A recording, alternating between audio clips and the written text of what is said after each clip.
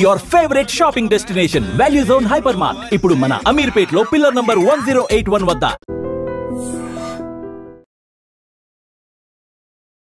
Welcome to iDream. Pakistan Saudi మధ్యన జరిగిన రక్షణ ఒప్పందం వల్ల భారతదేశానికి నష్టం జరుగుతుందా, లాభం జరుగుతుందా? వీరిద్దరి మధ్యన సయోధ్యకి ఎవరు మధ్య ముందులోకి వచ్చారన్న విషయం అంతా మాట్లాడడానికి ప్రముఖ విశ్లేషకులు సురేష్ కొచ్చేటి గారు ఆయన క్లారిటీగా తెలుసుకుందాం. సార్ నమస్కారం. సార్, పాకిస్తాన్ మనకి మధ్యన జరిగిన సింధూర్ ఆపరేషన్ అంతా పక్కకు వచ్చిన తర్వాత ఇప్పుడు సౌదీతో వాళ్ళకు రక్షణ ఒప్పందం జరుగుతుంది. దానివల్ల జరిగే నష్టం మనక వాళ్ళక? ఒకవేళ జరిగిందా ఆల్రెడీ జరిగి ఉంటుంది, జరిగిన తర్వాత మనం దాన్ని ఏ విధంగా కౌంటర్ చేయొచ్చు? First of all sir, Pakistan Saudi Arabia agreement దీనికన్నా ముందు కూడా ఉండే, కొత్త అగ్రిమెంట్ కాదు ఇది. అవునా? చాలామంది కొత్తది అనుకుంటున్నారు. అది మినిస్ట్రీ ఆఫ్ ఎక్స్టర్నల్ అఫైర్స్ కూడా క్లారిఫై చేశారు. అది కాకుండా సౌదీ అరేబియాలో దీనికన్నా ముందు పనిచేసిన అంబాసిడర్లు 2-3 క్లారిఫై చేస్తారు. వాళ్ళ దగ్గర ఒప్పందం ఉంది.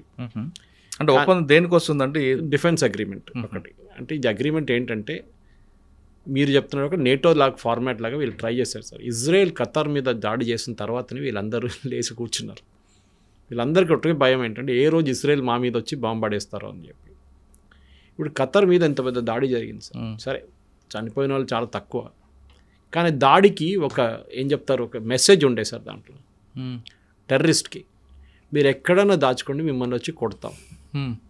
సో ఎవరు చేశారు సార్? ఫస్ట్ అది మనం చేసాం. ఓకే. ఆపరేషన్ సింధూర్లో ఏం చేసాం? మనమే. నువ్వు ఎక్కడైనా దాచుకో, అవును, మిమ్మల్ని వచ్చి కొడతాం. ఇజ్రాయెల్ చేసింది ఏం సార్? అదే చేశారు. అంటే మనం చెప్పింది కూడా మన బోర్డర్లో నిలబడి మీ ప్లేస్లో కొడతాం అని చెప్పి కొడతాం. వాళ్ళేమో లోపల వెళ్ళి కొట్టేసి బయటకు వచ్చేస్తారు. కానీ సౌదీ అరేబియా దగ్గర తీసుకుందాం సార్ సీన్. వాళ్ళ దగ్గర చాలా మోడర్న్ ఆర్మీ అని ఒకటి ఉంది. అంటే కొట్లాడడానికి కాదు, వాళ్ళ దగ్గర ఆయుధాలు ఉన్నాయి. అది ఎందుకు కొనుక్కుంటారంటే యూఎస్ని హ్యాపీగా పెట్టుకోవాలి. చాలా ప్లేన్స్ తీసుకుంటారు, డబ్బులు విపరీతంగా ఉంటారు. ప్లేన్లు కొనుక్కుంటారు, ఆయుధాలు కొనుక్కుంటారు. ఎక్కడ వాడుకుంటారు సార్ వీళ్ళు? హూతీల మీద వాడుకున్నారు దీనికన్నా ముందు. హూతీలు దాడి చేసినప్పుడు సౌదీ అరేబియా రిటర్న్ దాడి చేశారు. ఈ ఒప్పందం చేసి 2 రోజుల ముందు, నాకు ఆ వీడియో వెరాసిటీ ఎగ్జాక్ట్లీ తెలియదు సార్, కానీ పాకిస్తాన్ నుంచి 2000 మంది సోల్జర్స్ ఎయిర్పోర్ట్లో దిగుతున్న వీడియో ఒకటి బయటకు వచ్చింది సౌదీ అరేబియాలో, రియాద్లో. అది కొత్త వీడియోనా పాత వీడియో తెలియదు, కానీ న్యూస్ ఏముండే అంటే పాకిస్తాన్ వాళ్ళ సోల్జర్స్ని సౌదీ అరేబియాకి పంపిస్తున్నారు హూతీలతో కొట్లాడడానికి, పోరాటం చేయడానికి. అది ఎప్పుడో పోరాటం కదా, దానికి మళ్ళీ ఇప్పుడు మద్దతు ఇస్తుంది. అది సో ఈ లాస్ట్ 2 సంవత్సరాలు 3 సంవత్సరాలు హూతీలు సౌదీ అరేబియా మీద దాడి చేయలేదు.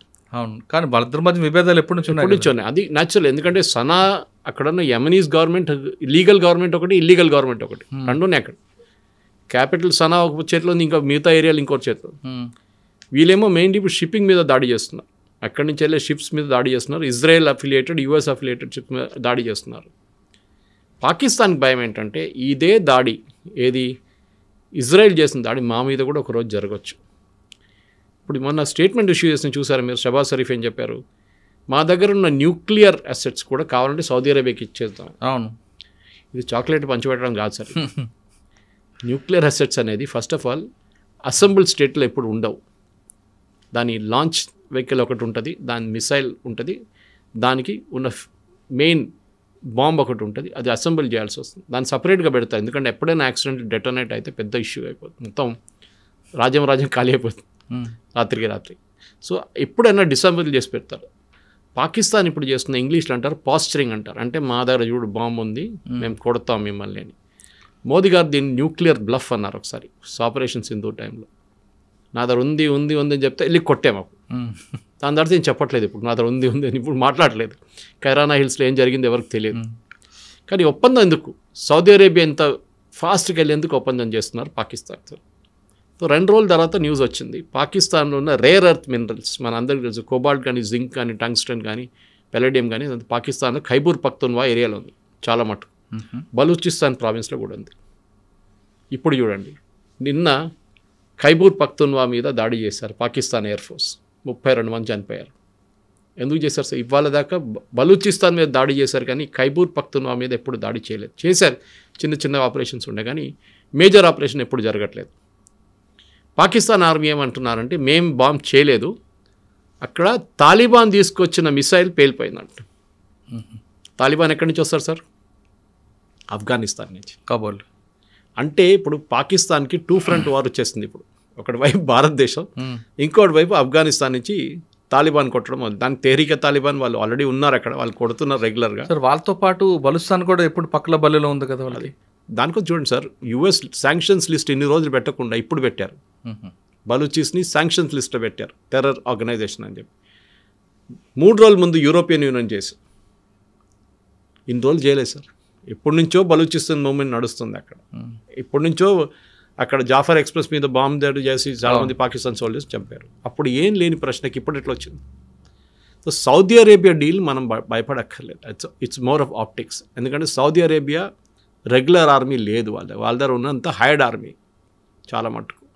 అంటే వాళ్ళు ప్రొఫెషనల్గా అప్పుడు యూరోపియన్లో మనం ఒక యూకే ఆర్మీ తీసుకుందాం, లేకుంటే మనం ఈవెన్ రష్యన్ ఆర్మీ తీసుకుందాం, ఎంతైనా కానీ ఇంత ధ్వంసం జరిగినా కానీ భారతదేశ ఆర్మీ తీసుకుందాం, మనం ట్రైన్డ్ ఆర్మీ మనది. Even Pakistan for that matter. Saudi Arabia దగ్గర అది లేదు సార్. సౌదీ అరేబియా క్యాల్కులేషన్ అంటే రేపు ఇజ్రాయెల్ మా మీద దాడి చేస్తే మమ్మల్ని ఎవరు రక్షిస్తారు? షుడ్ బి సంబడి కదా. వాళ్ళ దగ్గర కూడా జెట్స్ ఉన్నాయి, ఫ్లై చేస్తారు, అది చేస్తారు, అని చేస్తారు. కానీ ఇది చిన్నపిల్లల ఆట కాదు, ఇది ఏదో సైకిల్ మీద నడిపించుకుంటూ పోయి బాంబులు వేయడం కాదు కదా. ఇది ట్రైన్డ్ కావాలి. సో ట్రైన్ పాకిస్తాన్ దగ్గర. ఇప్పుడు కూడా మీరు చూడండి, ఈ సౌదీ అరేబియా లాంటి కంట్రీస్లో ఎక్కడున్న పోలీస్ ఫోర్స్ కానీ ఆర్మ్ ఫోర్సెస్ మిగతా దేశాల నుంచి వస్తారు. వాళ్ళు కాంట్రాక్ట్ మీద తీసుకుంటారు. 2 సంవత్సరాలు, 3 సంవత్సరాలు, 5 సంవత్సరాలు కాంట్రాక్ట్ మీద తీసుకుంటారు. యూజువలీ గవర్నమెంట్ ఉంటుంది అగ్రిమెంట్స్. అది పాకిస్తాన్ గవర్నమెంట్తో ఒప్పందం చేస్తారు, వాళ్ళు పంపిస్తారు. కొత్తగా మళ్ళీ ఇంకో ట్రూపర్స్ని ఇంకో నెక్స్ట్ వస్తారు అన్నమాట. ఈ అగ్రిమెంట్తో భారతదేశానికి ఏ థ్రెట్ లేదు.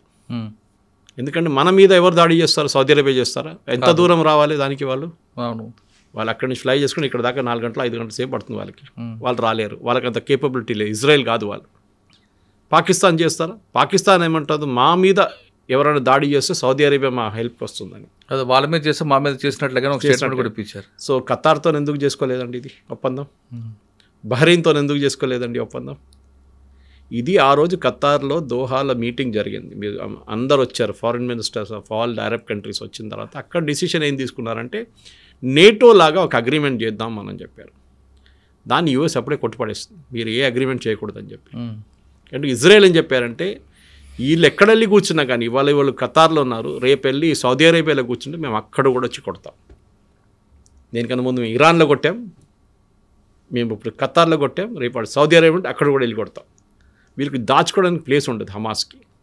సో సౌదీ పాకిస్తాన్ అగ్రిమెంట్ అనగానే మన వాళ్ళు చాలామంది టెలివిజన్ ఛానల్లో డిబేట్లు మొదలైనవి. పాకిస్తాన్ రేపు మనం పాకిస్తాన్ మీద బాంబు వేస్తే సౌదీ అరేబియా ఎక్కడ రారు. సౌదీ అరేబియా వాళ్ళు పని చూసుకుంటారు, వాళ్ళకి దీంతో ఏ సంబంధం లేదు.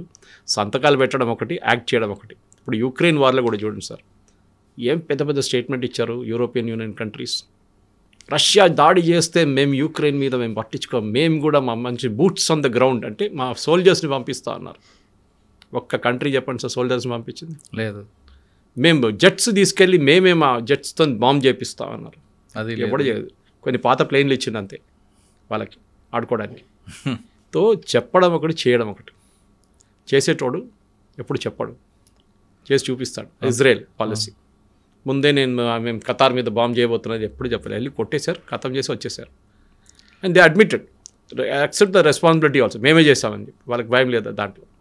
మనమైనా కొంచెంసేపు ఆలోచిస్తాం చెప్పాలన్నా వద్దా అని చెప్పేసి. సో సౌదీ అరేబియాకి ఉన్న లిమిటెడ్ కెపాసిటీ, చాలా లిమిటెడ్ కెపాసిటీ. ఆయుధాలు ఉన్నాయి నేను చెప్పినట్లు దీనికన్నా ముందు, కానీ ఆయుధాలు ఆపరేట్ చేసిన మనుషులు కావాలి, టెక్నికల్ పవర్ కావాలి. అది పాకిస్తాన్ దగ్గర నుంచి బారో చేసుకుంటారు. ఓకే, పాకిస్తాన్ వాళ్ళు ఒక టెస్టింగ్ గ్రౌండ్గా వాడుకుంటారు. రేపు హూతీలతో కొట్లాడుకుంటే హూతీలు ఆల్రెడీ వార్నింగ్ ఇచ్చారు మొన్న, మా దగ్గర వస్తే మేము వచ్చిన పాకిస్తాన్ సోల్జర్ అందరినీ కాఫిన్లో పెట్టి షావన్లో పెట్టి మేము పంపిస్తాం రిటర్న్ అని చెప్పేసి. So Pakistan will not dare do it. వాళ్ళు హూతీలతో ఏం కొట్లాడబెట్టుకోరు, ఎందుకంటే ముస్లిం అటాకింగ్ ముస్లిం అయిపోతున్నారు. అవును, అది పెద్ద సరే, అది షియా సున్నీ ఇష్యూ ఇంకోటి ఉంది, కానీ ఇది మెయిన్లీ ఒక ముస్లిం నేషన్ ఇంకో ముస్లిం. దానికోసం నిన్న కూడా ఫస్ట్ టైం పాకిస్తాన్ ఖైబర్ పఖ్తూన్ఖ్వా మీద చేసిన బాంబింగ్ని ఇంటర్నేషనల్ లెవెల్ ఏం చూసారంటే ఒక కంట్రీ వాళ్ళ సిటిజన్స్ మీద బాంబ్ చేశారు. మీరు ఎక్కడ విన్నారు ఇది? బహుశా ఇప్పుడు చెప్తే ఇందిరాగాంధీ గారు చేశారు కదా, మణిపూర్ మీద బాంబింగ్ చేశారంటే అది ఆ టైంలో ఒక అవుట్ఫిట్ ఉండే, ఒక ఏం చెప్తారు గెరిల్లా అవుట్ఫిట్ ఉండే, వాళ్ళని అరికట్టడానికి చేసిన పని. అది రైట్ ఆర్ రాంగ్? ఇప్పుడు బీజేపీ వాళ్ళు కూడా అదే తీసుకుంటున్నారు కాంగ్రెస్ వాళ్ళ మీద, మీ ఇందిరాగాంధీ బాంబ్ చేసింది అప్పుడు మీరు ఎక్కడ ఉన్నారని చెప్పి. కానీ that is a different context. కానీ ఇప్పుడు ఏ దేశం సార్ చెప్పండి మీరు? యూఎస్లో ఉన్న ఎవరు దాని మీద బాంబింగ్ చేస్తారు ఇవాళ దాకా? చేయరు. ఏ దేశం చేయరు. సరే టర్కీ, కుర్దిస్తాన్, ఆ ఇష్యూ అలా ఇరాక్లో కూడా ఆ ప్రాబ్లం ఉండే కుర్దు ప్రాబ్లం, ఇప్పుడు ఆ ప్రాబ్లం సార్ట్అవుట్ అయిపోయింది. ఎప్పుడు చేయరు సార్. సో ఫస్ట్ టైం మనం చూస్తున్నాం ఒక నేషన్ లైక్ పాకిస్తాన్ ఇన్ని సంవత్సరాల నుంచి అక్కడ ఫార్మేషన్ మన ఇండిపెండెన్స్ అయ్యే టైం నుంచి నడుస్తుంది. 75 సంవత్సరాలు చేయని పని ఇప్పుడు చేశారు వాళ్ళు, బాంబింగ్. దీంతో అక్కడున్న మొత్తం ఈక్వేషన్స్ మారిపోయింది సార్. ఖైబూర్ పఖ్తూన్వా అనేది ఒక రెబెల్ కంట్రీ లాగా, ఒక మినీ ఆఫ్ఘనిస్తాన్ అనుకోండి. అక్కడ లా నడవదు, పోలీసులు నడవరు, ఆర్మీ పని అసలు పని లేదు. They are law unto themselves అంతే. మీరు తాలిబాన్ ఆఫ్ఘనిస్తాన్లో వెళ్ళి మేము లా, కోర్టు, జడ్జ్ అంటే వాళ్ళు తుపాకీ తీసుకుని కాల్ చంపేస్తారు, కథం అయిపోయింది, ఇంకేం మాట్లాడతావు. ఇది కూడా అంతే. It's a very rebel territory అనమాట. చాలా మటుకు మన ఆఫ్ఘనిస్తాన్ లాగా ఉంటుంది చూడడానికి, మనం స్ట్రక్చర్ లాగా మొత్తం డస్టీ ఏరియా, అసలు కన్స్ట్రక్షన్స్ ఏం లేవు ఎక్కువ. అక్కడ రియల్ ఎస్టేట్ అనేది ఒక బేసిక్ హౌసింగ్ ఉంటుంది అంతే. మీరు బలూచిస్తాన్లో చూస్తున్నారు చూడండి, అంత డెవలప్మెంట్ కూడా ఖైబూర్ పఖ్తూన్వాలో లేదు. సరే, మీరు బలూచిస్తాన్ గురించి మాట్లాడారు. బలూచిస్తాన్లో జరుగుతున్న అంతర్గత విభేదాలకి భారత్లో ఉన్న రా ఏజెంట్లు చేస్తున్నారని పాకిస్తాన్ ఆరోపిస్తుంటుంది. సాధారణంగా మన దగ్గర ఉన్న బాంబింగ్కి దానికి పాకిస్తాన్ ఐఎస్ఐ యాక్టివిటీస్ వాళ్ళు వస్తుంటారు, చేస్తుంటారు అనేది మనం ప్రూవ్ చేసాం. రా అన్న వాళ్ళు అంత స్థాయికి దిగుతారా సార్? పాకిస్తాన్లో ఇప్పుడు ఒక మన స్పై ఒక ఆయన ఉన్నారు, రా ఏజెంట్, ఆయన పేరు మర్చిపోయాను నేను, సింగ్ అనుకుంటే, ఏదో ఒక ఇండియన్ నేవీలో పనిచేసిన ఓకే ఒక ఆయన్ని పాకిస్తాన్ పట్టుకుని జైల్లో వేశారు. అవును. ఆయన ఎక్కడి నుంచి పట్టుకున్నారు సార్? ఇరాన్ నుంచి పట్టుకెళ్ళారు, ఇరాన్ బార్డర్ నుంచి. దాని తర్వాత మీకు గుర్తుంటుంది సార్, 6 నెలల ముందు 8 నెలల ముందు ఇరాన్ అండ్ పాకిస్తాన్ ఒక బాంబింగ్ క్యాంపెయిన్ చేశారు, వాళ్ళ మీద వీళ్ళ మీద. ఎందుకు చేశారు? పాకిస్తాన్ ఏం అలర్ట్ చేస్తున్నారు అంటే బలూచీస్ని ఇరాన్ ఆయుధాలు ఇచ్చి హెల్ప్ చేస్తున్నారు మా మీద దాడి చేయడానికి. మనం చేసామా సార్? కాదు. ఇరాన్ మీద ఆరోపణ చేశారు పాకిస్తాన్ ఓపెన్గా, మీరు ఆయుధాలు ఇస్తున్నారు, మా సోల్జర్స్ మీద వచ్చి దాడి చేస్తున్నారు, జాఫర్ ఎక్స్ప్రెస్ మిగతా అన్నీ చేశారు. రా ఏజెంట్స్ చెప్పడం అది చాలా, I won't be one surprised. మనం చేస్తే తప్పేంటి సార్? మన మీద కాశ్మీర్లో ఏం చేస్తున్నారు వీళ్ళు? అవును, అదే పని చేస్తున్నారు కదా. మనం మహాత్మా గాంధీ ఫిలాసఫీ ఇప్పుడు పనికిరాదు సార్. ఒక చంప మీద కొడితే ఇంకో 2 సార్లు కొడతాం మన చంప మీద, అంతే. సో మనం కూడా అదే పని చేస్తున్న వాళ్ళు. We will also keep their border restive. అక్కడ మనం కూడా వాళ్ళని ఎప్పుడు టెన్షన్లో ఉంచుకోవాలి వాళ్ళని. సార్, కాశ్మీర్ వ్యవహారం వచ్చారు మీరు. ఆపరేషన్ సింధూర్ సక్సెస్ అయ్యాం, మళ్ళీ మన మీద పహల్గాన్ దాడి, ఆపరేషన్ సింధూర్. ఈ నేపథ్యంలో భారత్ పాక్ మ్యాచ్ అవసరం అన్నది చర్చ వచ్చింది సార్. ఈ ఐసీసీ మ్యాచ్ అనేది దీనికి ఒక చాలా పెద్ద కాంట్రాక్ట్ ఉంది. ఇన్ఫ్యాక్ట్ భారతదేశం పుల్అవుట్ అయితే $16 మిలియన్ కట్టాల్సి వచ్చింది. $16 మిలియన్. ఎందుకంటే television rights, advertising rights, ticket స్టాండ్లో టికెట్స్ దాన్ని అమ్మేశారు ఆల్రెడీ. కరెక్ట్, మీరు అడిగిన ప్రశ్నకి ఆడాలన్నా వద్దా అనేది ఇప్పుడు ఆలోచించండి. భారత్ బాయ్కాట్ చేస్తుంది అనుకోండి, ఏమవుతుంది సార్? నష్టం జరుగుతుంది. నష్టం పోతే అది కూడా మనం కట్టేస్తాం. 16 మిలియన్ బీసీసీఐకి చిన్న అమౌంట్. కానీ అది కాదు ఇంపార్టెంట్. మన పాకిస్తాన్ని ఓడించలేమని చెప్పి మనం పారిపోయామని చెప్పి పాకిస్తాన్ ఒక స్టోరీ తీసుకొస్తారు. కానీ ఆ స్టోరీ తీసుకొస్తారు కరెక్టే, కానీ వాళ్ళకు కవ్వింపు చర్యలు మాత్రం ఉన్నాయి కదా. సెకండ్ ఇవ్వకుండా వెళ్ళడం ఒకటి, బ్యాట్ పట్టుకొని వెపన్ లాగా చూపించడంతో పాకిస్తాన్ ఏంటంటే సెల్ఫ్ గోల్ కొట్టుకున్నారు. అది 6 చూపించాడు బౌండరీ దగ్గర. సో పాకిస్తాన్ ఓడిపోయారు, షేక్ హ్యాండ్ చేయలేదు ఫస్ట్ టైం. తో ఏమందరూ అనుకున్నారు సెకండ్ టైం షేక్ హ్యాండ్ చేస్తారో బహుశా, సెకండ్ టైం కూడా చేయలేదు. ఈ లాంగ్వేజ్, మనం పాకిస్తాన్ని ఒక కబడ్డీ మ్యాచ్లో ఓడిపిస్తే కూడా అది మ్యాచ్, అది మనకు చాలా ఇంపార్టెంట్. పాకిస్తాన్ని ఏ గేమ్లో అయినా ఓడిపోయారు, కానీ వాళ్ళ బాడీ లాంగ్వేజ్ డిఫరెంట్ చూపిస్తున్నారు కదండి. వాళ్ళు చూపించండి. ఓడిపోతున్నాడు ఏదైనా చేస్తాడు, ఓడిపోతున్నాడు ఏ బాడీ లాంగ్వేజ్ అని చూపిస్తాడులే. కానీ వాళ్ళు గెలిచారా? గెలవలేదు కదా.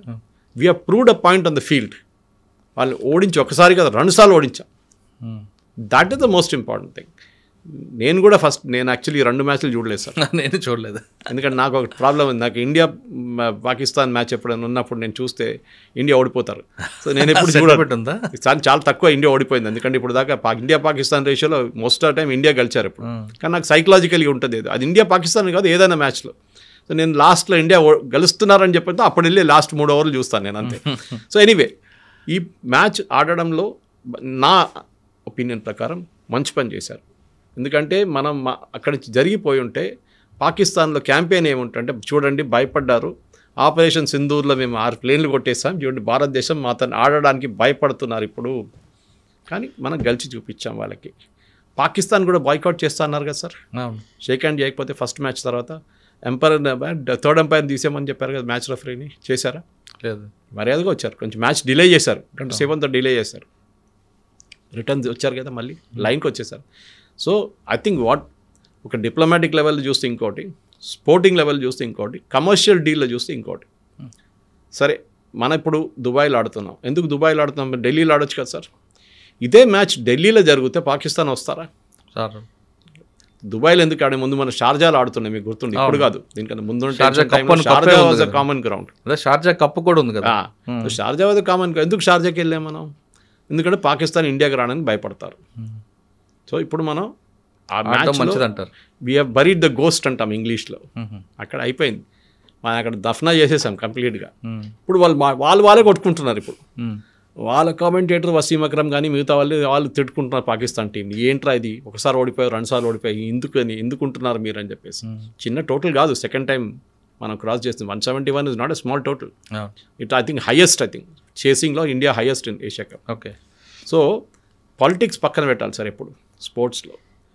సరే, ఎమోషనల్గా కరెక్ట్, పహల్గామ్ జరిగింది, ఆపరేషన్ సింధూర్ చేసాం, కానీ మనం బాయ్కాట్ చేస్తే what message does it send out అనేది మనం చూడాలి. మనకేమైనా బెనిఫిట్ వస్తుందా? ఏం రాదు, ఉన్న నష్టమే. ఆడడం బెటర్, ఆడి చూపించి వాళ్ళని ఓడిపించాలి. అది చేసాం మనం. దట్ ఈస్ మై, మిగతా ప్రేక్షకులకి ఇంకా ఒపీనియన్ ఉండొచ్చు, కానీ బహుశా నా ఒపీనియన్ ఇట్స్. చెప్పేవాడు చేయడు, చేసేవాడు చెప్పడు అని అంటున్నారు సురేష్ గారు. పాకిస్తాన్ సౌదీస్ మధ్యన ఒప్పందం వల్ల మనకు ఏ మాత్రం ఒరిగేది లేదు, మనం హ్యాపీగా ఉండొచ్చు అంటూ సురేష్ గారి విశ్లేషణ. ఇది పాకిస్తాన్ సౌదీ మధ్యన జరిగిన ఒప్పందంపైతో పాటు పాకిస్తాన్ ఇండియా క్రికెట్ మ్యాచ్పై సురేష్ గారి విశ్లేషణ. మరో అంశాల్లో మళ్ళీ కలుద్దాం. అంతవరకు నమస్తే. థ్యాంక్ యూ అండి. Thank you sir.